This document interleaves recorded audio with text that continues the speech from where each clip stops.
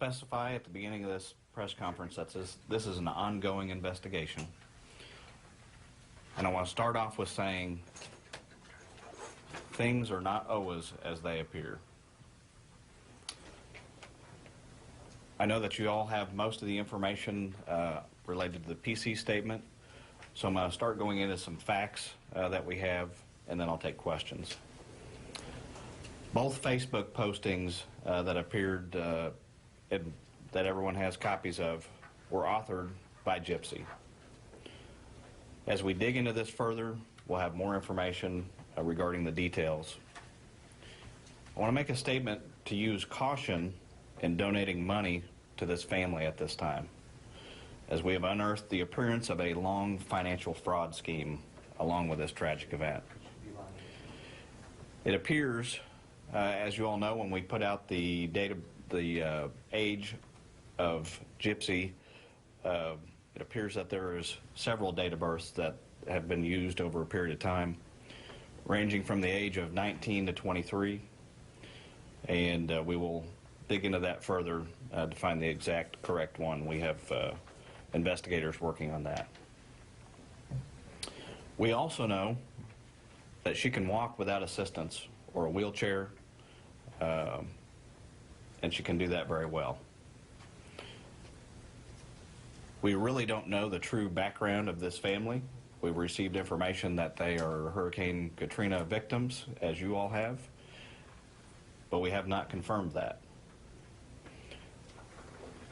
This is a tragic event surrounded by mystery and public deception.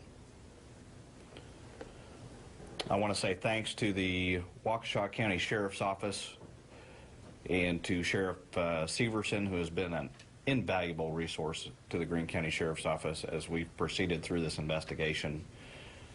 We are at a point now that the prosecutor has filed charges this morning for first-degree murder on 2 suspects.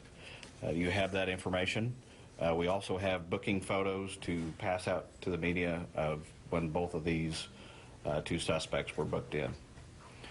We do appreciate the public's assistance in this entire case. We received a lot of background information. A lot of information has come forward, and we appreciate everyone's assistance through this tragic event, and I'll take questions. How do you believe Gypsy and the other suspect got to Wisconsin? And we read that they took a yellow cab from the house, but where from there? They had taken a bus. How did they meet? You know, we're still investigating the extent of the relationship, but it has been referred to as boyfriend-girlfriend, and I can't give you an exact way of how they met, but this investigation is still ongoing. We'll have further information on that. Do you know more of the timeline now of when the murder occurred? You know, we do have a timeline. We know that they were here in Springfield for at least probably 1 to 2 days after the murder had taken place. And there is video footage of them, several different businesses here in Springfield before they departed. Was it a Greyhound bus or? It was a. I would assume it would be, because I think that's the only bus station we have here.